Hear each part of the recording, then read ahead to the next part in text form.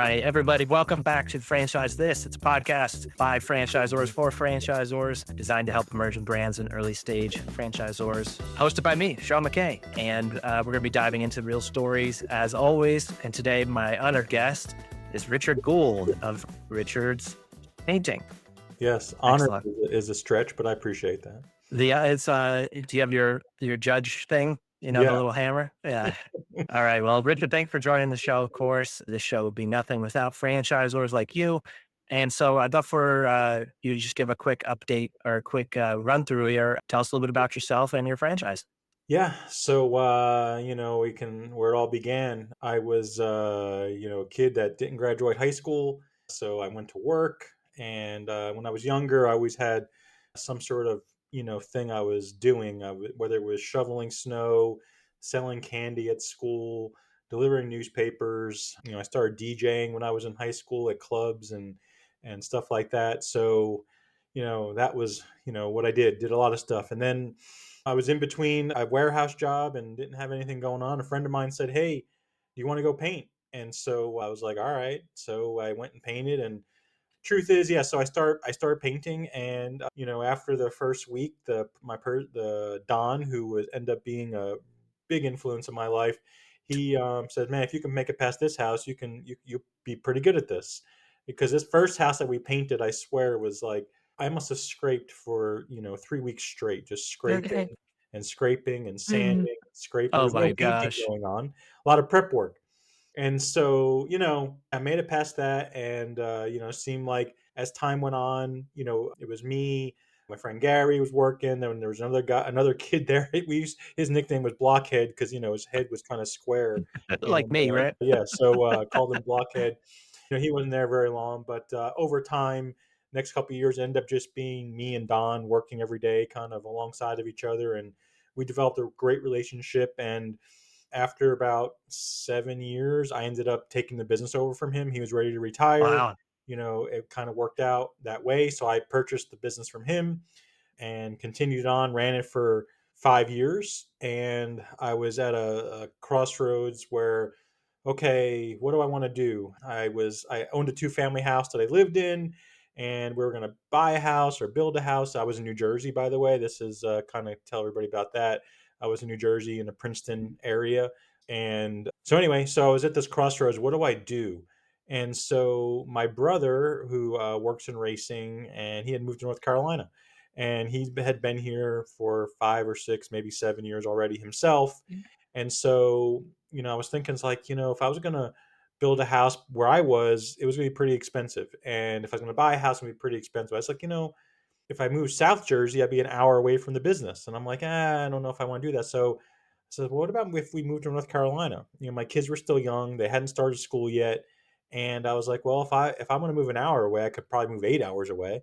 And so yeah, so that's what I did. And my wife wasn't very happy about that decision. She did support me technically, but I'm pretty sure for the first year of us moving, if I told her on the way home that I was ready to go back home, she would have had the shit packed and ready to go. So that was how that went. But but yeah, so like get back a little bit. I sold the business to somebody else. I sold my house, did everything, moved to North Carolina in a small town called Salisbury, North Carolina. And, I had to start all over again, right? Had to create a whole new business, and I didn't know anybody. And so I just started, plugging away and doing this and doing that. And once, took a good 3, 4 years to really become what I would call, successful, where, you're running a business, have people working for you, making money. And, and then once I got to the point where we're doing over $1 million a year in our small little town here, I said, well, I want to, kind of grow the business. And, how do I do that? Do I want to expand my footprint and have to drive 2 hours this way, 2 hours that way? And I'm like, that sounds like torture to me. So I said, at that point, I'm on LinkedIn, I'm looking at what people are doing. I'm like, maybe franchising might be a way, and something that inspired me was here locally, we have this place called Go Burrito, and his name is Mikey, and he was going to franchise his burrito place. And I was like, man, that sounds like maybe I can do that. And he did it and didn't have the success that I think he was hoping for. And it kind of inspired me to say, well, I think I could do that. He's a pretty smart guy, but he didn't do it, but I think I can. And so what I did was I went and started another location because I was like, well, I need to make sure, is this going to work? Is it just working because of me? Like, am I that great that I can, be successful? But it's only me. So I wanted to open another location, make sure that this worked without me. And long in that process was good because I learned a lot of things. Plus, we grew the business from zero to like $350,000 in the first year. So I thought, all right, I think this can work without me. And so that's where I said, okay, I'm gonna franchise. And so I mean, there's a lot more in between all that shit, but this is where I'm at. No, awesome story. It sounds like from a very young age you've been scrappy. If I did the math right, it sounds like you in your 20s bought your first business? Yeah, so I was in my 20s. Yeah, so Wow. yeah, I've been doing And then you this. sold the business in your early 30s? Yeah, so I moved here 18 years Wow. ago, so I'm 51 now. Yes. So yeah, so that was yeah, so I mean, gosh, That's pretty cool. it is cool, but now I'm 51 and I feel like shit, time is passing me by. And like I need to hustle. I need to start to do something that's not that I'm even though I'm always willing to try stuff and do stuff, I'm kind of comfortable at the same time. And I think Yeah. comfortability has made me not push myself harder. And Or so, recently I just, and 3 months ago, I'm in a coaching program with Dan Martel, the guy who wrote Buy Back Your Time. course. Yeah. Mhm. And I was never one of these guys. Like I looked at these coaches like, really, they're just taking your money, spreading a Yeah, lot of yeah, bullshit, yeah. and they're not going to help me. But what he does, which I think is unique, it's something that I guess he's passionate about, which is a benefit where, yeah, it's group coaching, but each week, there's maybe there's 350 people on a phone call, but you're learning a lot of stuff, hearing what other people are doing, you're going over all this stuff. And I was like, my wife and other people have called it a cult, but it is technically right where you got to buy in, and it took me probably 3 calls or 3 weeks to really say, all right, well, if I'm going to do this, I really have to do it. And so that's what it's all about, right? Anything. If you want to be successful in anything, you have to go all in. And since I've started doing that, I got to say it's really been an eye opener for me of not that I didn't have a lot of good things in business to start with, but I Course. realized what was holding me back, right? Myself usually, right? Like most businesses, the person who's in charge is usually the problem, right? Not really the Yeah. problem, but the bottleneck of what can help you get to the next level, right? Mhm. So but anyway, so franchising, right? You kind of enter that into equation. Actually, he's not even a fan of franchising, he says, right? Of the business model, right? Just because, hey, let me tell you, franchising is by far the most sometimes unrewarding business you can be involved in as a founder or, Sell it, Richard. and it's just but I mean, what I mean by Yeah. that No, is I get it. I get it for yeah, sure. it's very Yeah. it can be rewarding, right? It can be when you see people who Long term though, like the yeah, short yeah, yeah, term, yeah, short there's term is no overnight success with franchising. That's no, certain. Yeah. no. I mean, On any end of the spectrum. no. I mean, it's gosh, if you could get you talk about I hear all these people awarding franchises, right? I get that, right? But maybe I'm just not doing something right, which is technically true. My marketing needs to be better. That's something I'm learning. I need to, have more candidates, to pick from. Just like in our painting business, if you only got 3 estimates a week, well, you're going to have to get every one of those jobs, right? And so your Right. mindset changes. So same thing with franchisees. If you're only talking to 1 or 2 people a week, yeah, you're going to have to work really hard to try to get them to buy into you, not so much the other way around, right, where Right. you're choosing them rather than than them choosing you, right? So and that's been a challenge when I first started. Being scrappy is a great thing, but it's also sometimes terrible because when I first started, you hear these people were talking about you need $1 million to start a Right. franchise, and technically that's true. That's probably the right way to look at it, but who the fuck has $1 million to start a franchise, right? And if you did have Yeah. $1 million, would that be the first thing you would do? I Yeah. don't know. It's like the rate of return is so low, that $1 million, could be gone and never see it again. So I've had several clients and just guests on the show talk about this number, and it varies depending on, who I'm talking to. I remember, one of our guests said something about their attorney told them, you got to have 300,000. And, it seems like it's a good, like you said, buffer or good idea to have a good chunk of change, but Yeah. surely you could do it for less. I mean, one of our other guests came on and mentioned, a scrappy way that they got their FDD completed for, I think 20,000, I think was around the budget that they came up with. And it's like, okay, well, you got an FDD, now what? And, going to market and actually getting candidates in the door and, the stress it's going to put on your regular corporate locations and businesses, it could definitely could be draining. So I definitely hear you. I mean, I think the more you have, the better. Oh yeah. And man, you better have some candidates ready to go by the time that FDD starts, so that you have someone to sell this thing to, because it takes a long time. Yeah, for Oh sure. no, it does. And I was smart enough to ask questions, right? Or reach out to people and try to, and people I don't even know. Like I'm really good at not being scared to ask for help, right? Because I really have no idea.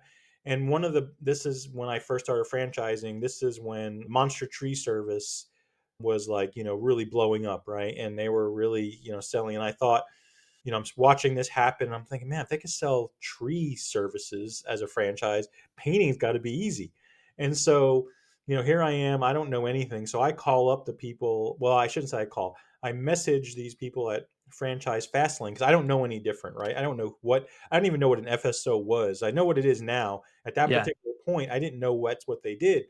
So I must have messaged them, I don't know, 10, 15 times, right? Nobody responds. Nobody responds. Finally, like, I'm like, Jesus Christ, just if you don't want to respond, just tell me to leave you alone. Like, just somebody answer me. Let me know that you're alive. And I swear, like 30 seconds later, somebody's, hey, we didn't realize you were there. I'm like, okay. But Witness. um, but it Yeah, worked. And so I ended up talking to Ryan Zink. Is that his name? Yeah. And he gets all excited. We're looking for a painting brand and this and the other thing. I'm like, okay, great. And he's like, all right. He's like, can you send us your FDD? I'm like, well, what's a fucking FDD? Like, I don't even know what that is. He's like, oh, you're not ready for us. I was like, okay. And he's like, but here's some people that can help you, get that FDD together and kind of help you get started. So he puts me in touch with a couple different people, and one of them was Chris Connor from what the heck is the name of his company? Franchise. Anyway, Chris Connor. I can't. I'll think of it by the time I'm done here. But FMS, right? yeah, yeah, Franchise yeah, yeah, yeah. marketing. Franchise Yeah, yeah. marketing systems. Yes, that's Hmm. it. Super nice guy, really good, and I had a good feeling about him just as a good person, right? And so yeah, it cost me 20 grand, get an FDD together. They at that point they were trying, help you get a little bit of marketing going, teach, they weren't very good at it, right? Don't get me wrong, like they do a lot of things well, but marketing wasn't there. Even though they're called franchise market, I used Franchise to joke with marketing. them. Yeah. Yeah, I used to joke with them and say, "You need to change your name."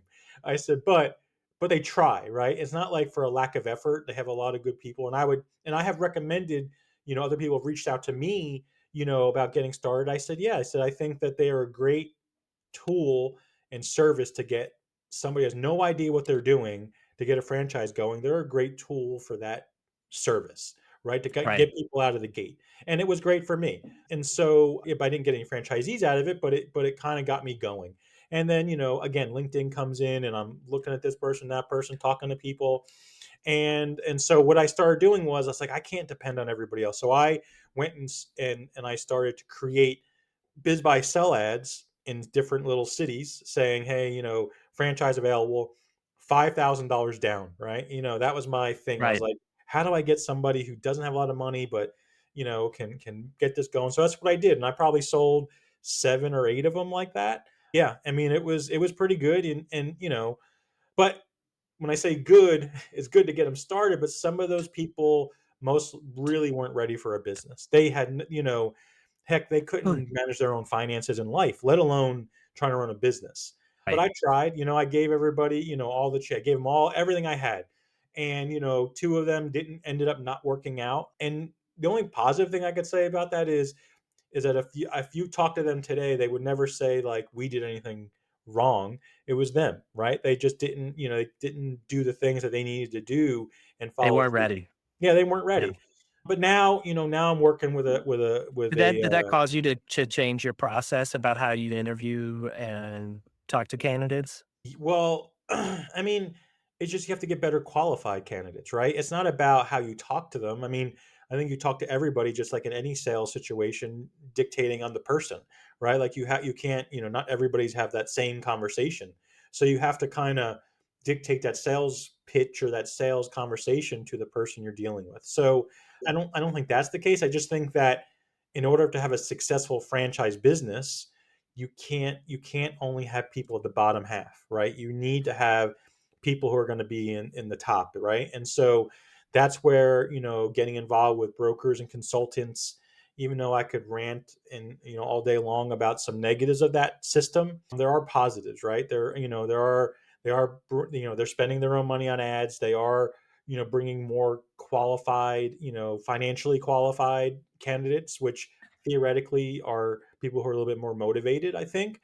So I think that's definitely a positive. But yeah, long-term goal, yeah, I want to be able to sell franchises that are going to be, for people who are really well qualified, but also still have the opportunity to offer somebody something who doesn't have a, $300,000 in the bank, maybe only has 20 grand, to kind of get But started. I they're still real want to do. dedicated, they got the Yeah, right yeah. mindset, yeah, Yeah. So I still yeah, want to be able to serve both, but understanding that you can't make the smaller part of it the main thing, because you'll never grow, right? And so, realizing that and understanding it is super important.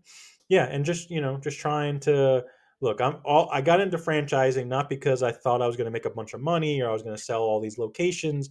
It was really because I thought I could take somebody who had no business experience and then teach them how to run a business and just use painting as that platform, right? And show yeah. people that painting is a great business to be in. You can make a really good living and you can, be successful. And And, I think that that's all you can really do. Yeah, we could get into a lot about how I dislike a lot of the franchise brands that are out there, but I don't want to say anything negative. I mean, I want to be positive and say everybody has a different business model, right? yeah, And I'm not going to knock any other people's business models, because there are people who are successful using whatever model that is.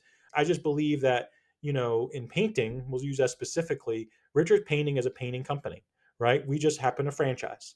And so, but the other painting franchises, and again, there are people who are successful, nothing against any of them, but they are sales organizations. They are not painting companies, right? And I think they could give a shit less about the actual painting part of the business, right? And I know you'll see all these people talk about, well, you got to work on your business and not in your business. You're never going to be successful. You got to scale, right? Everybody wants to be a multimillionaire before they ever paint one house, right?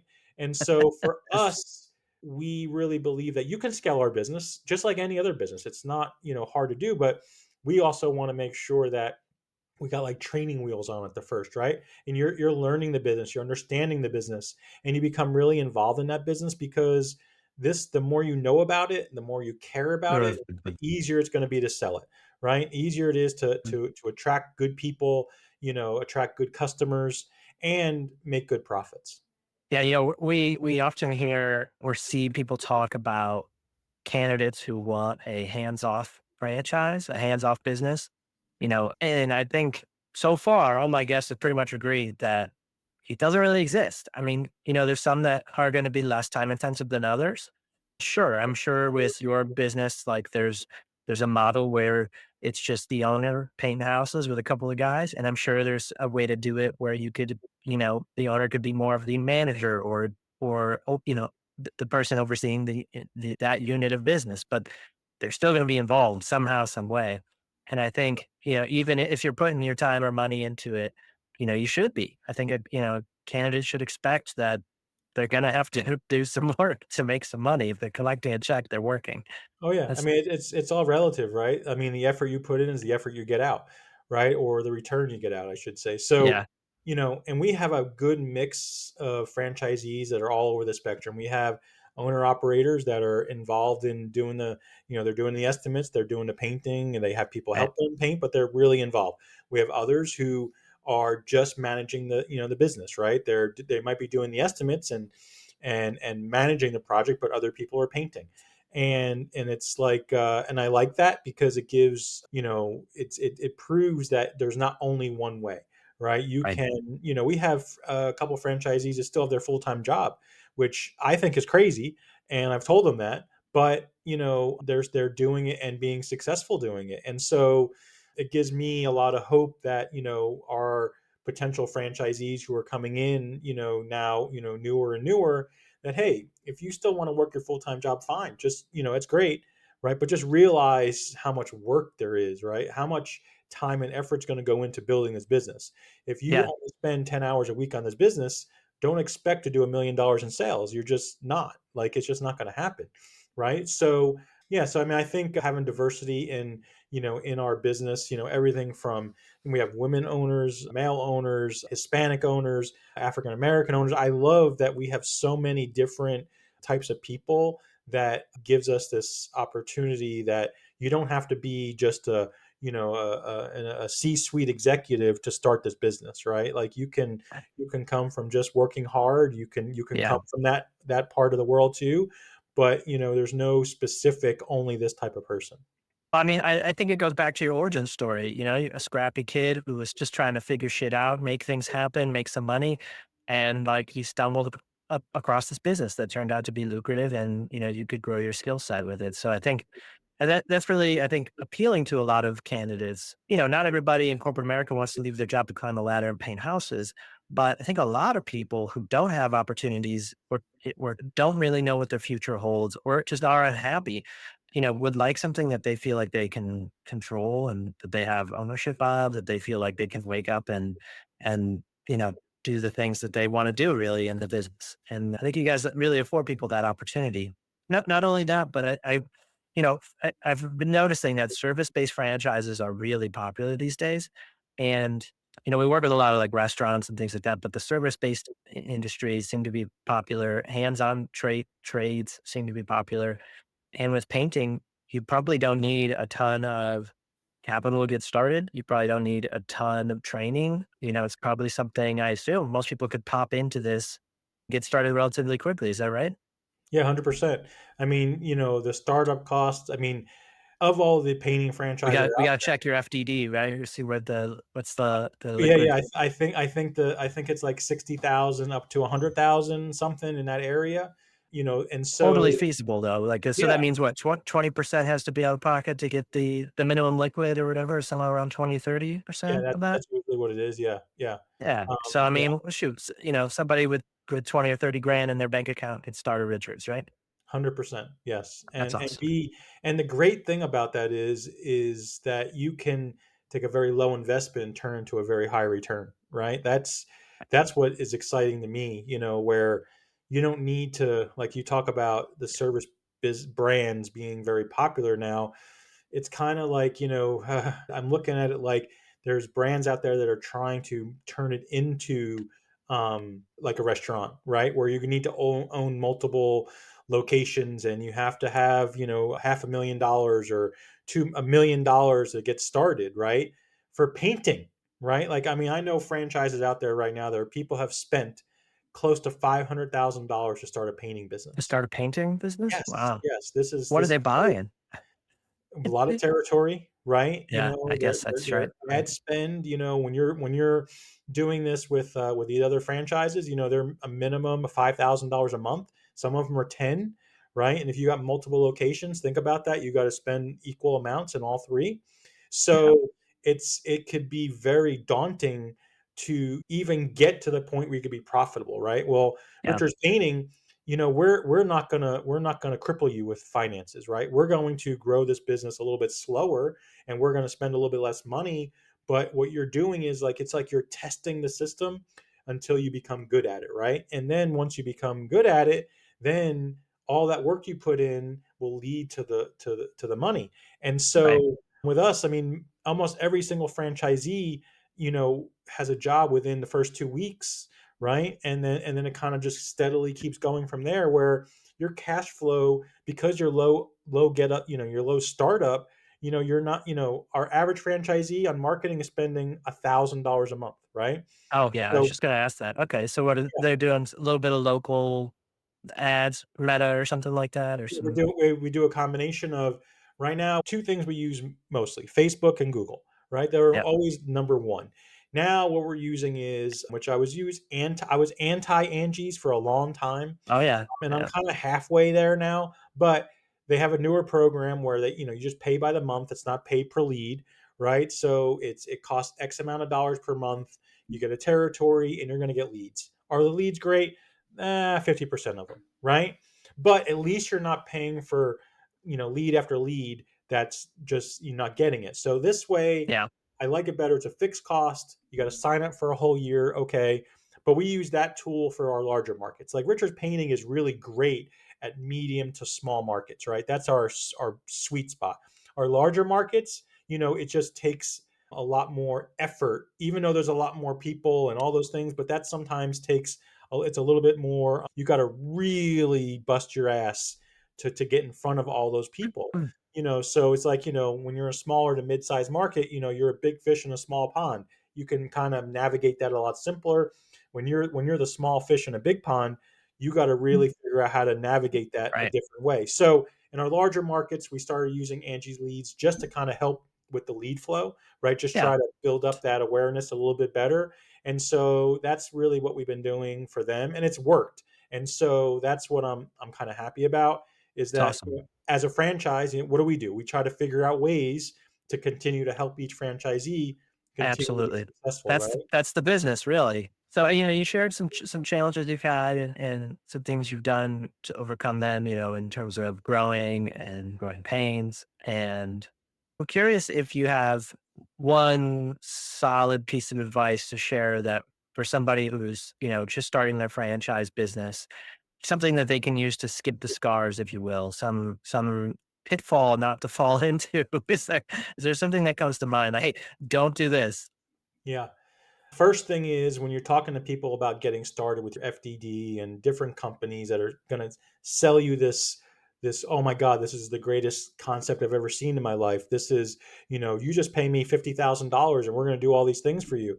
Make sure you're vetting the people you're speaking to, right? Yeah. Because most of them really don't give a shit about you, right? They're just there. Their job is to create an FDD. They're going to make some money off of you and good luck after that, right? Yeah. And so that's like we were talking about before when I reached out to people, and I was lucky enough that the more you ask, the more information you're going to get, right? And the more don't be scared to ask, right? I think that's the number one piece advice I can add is, don't be scared to hear somebody turn you down or say no, I can't help you, because there were many people, believe it or not, that didn't know me from anybody and just like, hey, you should do this and try this and maybe do this, right? So Tips and advice came everywhere, huh? yeah, yeah, but you have to ask, right? You have to, Yeah. I tell a lot of people the same thing. You got to put yourself in position to be successful, right? And if you ask the right questions, ask the right people, you're most likely going to get at least a bag of different things that you can kind of sort through and try to say, okay, this is the direction I'm going to go in. And does You probably everything won't be exactly where you started. If you ask a bunch of people, if you ask 100 people some questions, you're probably going to get something out of it. So Oh even yeah, if it's cold emails, right? exactly. I mean, so Yeah. and like I said, LinkedIn is a great source, especially for franchising. If you're gonna follow people in franchising, all different spectrums of the consultants to the FSOs to the other franchise businesses, just see what they're posting, see what they're saying, and try to really get that information. So, just like anything, learn as much about it as you can. Right. Second, make sure your business is franchisable. Right. Like Oh, everybody thinks like, oh, my business is great and I can just anybody can do this. Well, not really, right? And that's me starting a second location. I have recommended this to the other people who have contacted me and say, hey, have you started another location? Oh no, not yet. We figured. I said, okay, but what? How do you know how to even help a franchisee? Because you only know your own business, right? You only know how it works for you. you did it once. Yeah. Yeah, you did it once. That's They were probably years and years ago. You probably forgot. Exactly. So, Yeah. just, test the market, make sure it's something because when you do start franchising, now you have other people's lives Right. in your control, right? And so, they're paying you money to get this business going and they're depending on you to help them, right? And, so you got to make sure you're committed to that. And And it's a lot different than a customer relationship, right? Like, Right. they're not your customer, they're your partners, right? They're in this together, and you're trying to all get everybody to row that boat in the same direction. I think it's the scariest thing for a lot of people is, you're, like you said, they're putting their trust, their lives, sometimes their life savings, their retirement in your hands. So yeah, you better be sure that you got a system that works, that can be done. Maybe not everybody can do it. Of course, there's, like you said, there's people along the way who will not be ready, and you can't help those people. You can't force the horse to drink the water, right? But definitely, if you got to make sure you got to vet it yourself. I think that's really good advice. Now, do you have an opinion about franchising that you picked up along the way that you think is contrary to what other advice you've been given? Like maybe other people say this, but you got a different take or different perspective on it. I mean, you know, it's like, do I want to shoot myself in the foot? Right. So it's like, in order for most franchise businesses to be successful, especially emerging, getting started, having a relationship with the brokers and consultants is very important, right? But there's also, just like anything in life, there's people that are there to help you, people that are to make money. And I think understanding the differences between somebody who's just there to say, hey, I sold 5 territories and I made this much money off this franchise, compared to somebody who really cares about their candidate and wants to make sure they're in the right business. I think that's something that is going Sure. on where, you get a brand and you all of a sudden you see 20 people, this brand is the greatest brand ever. And I'm like, is it really that good, or is it just because you're able to make all this money off of it? And Right. make a commission or something. Yeah, Yeah. and look, I get it. If you're working on commission basis, that's how you make a living. And I'm not upset about it. I'm upset that how could a business or anybody sell something A isn't even proven yet, but yet we're going to sell 150 territories in the first 3 months. Like, it's just like, okay, like, is it just feels disingenuous sometimes to me, right? And I'm not saying, oh, because I'm bitter and upset that I only have 27 locations right now after almost 5 years, right? Maybe if I was willing to put in $1 million, I guess maybe I would do the same thing. I don't know. I'm But it's the slow and steady path that the Richards Painting Company has succeeded on. I I'm, think I'm, I I'm think it's yeah. a framework that you should stick to for sure. No, I think Yeah. it's working, and it's, but yeah. So, but if you're looking, like, with an objective lens, yeah, I think there's some things that could be changed to help more than anything the franchisees, right? Mhm. The new franchisees who are going, like you said, people's life savings, 401ks, loans, all these things, money from their family and friends, right? And if this business doesn't succeed because it was never set up to succeed, these people's lives are ruined, right? Yeah. Like, this Yeah. is, A lot of weight on your hands yeah, for I mean, sure. and when you're talking 300, 400, $500,000 to get started, that is a lot of pressure. And for me, like, the reason I like keeping our cost, below that $100,000 mark is because, let's say somebody doesn't work out, right? Because you can't, I don't know, not everybody's, it's not always going to happen, right? At least I feel good about saying, all right, maybe it didn't work out, but they can still continue on, right? It's not going Their to. life is not ruined. Yeah. Yes, yeah, and Yeah. so I'm not saying that's a good excuse for anything that could go wrong, but I feel at least I'm not, gonna ruin their entire life, and they can, Yeah. move on to something else, and hopefully they could be successful And in it. maybe they learned a skill from you and they could go paint some houses. That's right. Yeah, yeah. I mean, Listen, I mean, there's painting again. Painting is one of those businesses where it's, I think, scary on the outside for people because they're like, "Oh, I don't know how to paint. How can I do this?" But, a quick story, and I tell everybody, franchisees and other people, the same story. When I was painting, just getting started in my painting career, I remember we painted somebody's house and interior, and we did this foyer and living room and all these rooms, and gosh, we got done with that job. I was like, man, we did a really good job. This is awesome. Right. And then I remember going back there 4 years later. Right. And we were doing something else. And so I wanted to go inside and look at my handiwork. And I walked in and I looked around and I said, holy shit, we sucked. Right. This we was didn't terrible. even know it. Didn't Yeah. even know it, right? But the Yeah. customer was happy, everybody was happy. So the moral of that story is, you don't need to be good at painting, right? You just got to put the effort in. make sure you're doing the best job you can. And the customer, wouldn't know a good paint job if it hit him in the head, right? So, not that you don't want to have a good job and do really well. Don't get me wrong. But my point is that you don't have to be the greatest painter getting started. Nobody Yeah, cares. yeah, yeah. You don't have to be a Picasso to No. paint to Yeah, paint a and so room. that's Yeah. that's something I tell a lot of people because they really get worried about what if I don't know how to do it, or what if I don't do a good job. I'm like, don't worry. As long even if you mess it up and you fix it, the customer's so happy that you made the effort to fix it that they forget about how bad it was. Yeah, plus they repaint often. I mean, maybe not everybody, but I remember we had a painter come by the house quite often, and he used to joke that we were losing square footage in the house because we had so many layers of paint on the interior. Oh, that's But funny. yeah, well, I mean, Richard, it sounds like you have a ton of advice to share, and what I'm getting from you, not only the fact that you were scrappy young man, getting his business started, doing whatever it took and scrappy throughout, but also it seems like it's obvious that you deeply care about, your candidates, your customers, your franchisees, even your past franchisees who it didn't pan out for. And I think that really shows. So yeah, it's a pleasure having people who are, sincere and, they give a shit. so, so, I don't, you don't often see that in business because like you mentioned with franchise consultants or what have you, there's people in every facet of business that are just there to, take from you. And so it's nice. No, So listen, appreciate you. it's not that hard when you just care, right? You Like just it's gotta pretty care. it's Yeah. pretty simple. If sometimes my wife would disagree with me.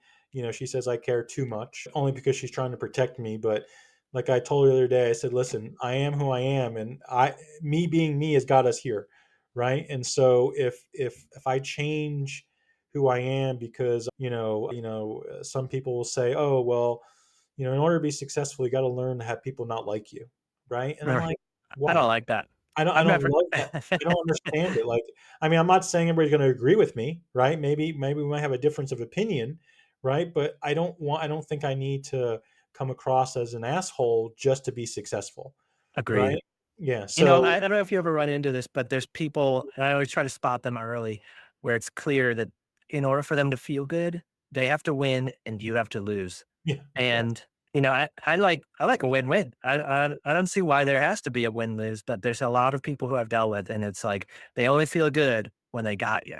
yeah. And I hate it. I hate it. And I'm glad that, one last franchise in the business that I have to worry about, Richard's painting. So No, Richard, how if somebody was interested in your franchise or to learn more information, what's the best way for them to find you? Do you have a separate franchise website? yeah, we have Richard Painting Franchising.com. Or you can also get there, richardspainting.net. There's a, link on there for franchising on there also. You can check me out on TikTok and Instagram under Richard underscore the painter. I've recently started doing this about 3 months ago where, talking painting, talking business advice, talking, making breakfast for dinner, and you'd be surprised how many people will comment and like that. So I try to mix it up a little bit, with real life stuff and, talking about the franchise and then talking about painting and business in general. So that's a good place to check me out. And yeah, that's it. Awesome. Awesome. Thank you, Richard. I appreciate you being here and coming on the show. And I'm looking forward to having you come back a second time if you're interested. I'd love to talk more about some of these stories that I know that you have in there. Like, I wish we could talk more about your brother and his racing background. I'm Don't very worry. curious. I left out that I also raced myself. So don't worry. Yeah, there's a There's lot more. Yeah. more to be had. Oh, All yeah. right. Well, thank you. And this episode, as well as all of our episodes, are available anywhere where podcasts are listened to. Thanks again, Richard. Appreciate you coming out. Take care. Take care.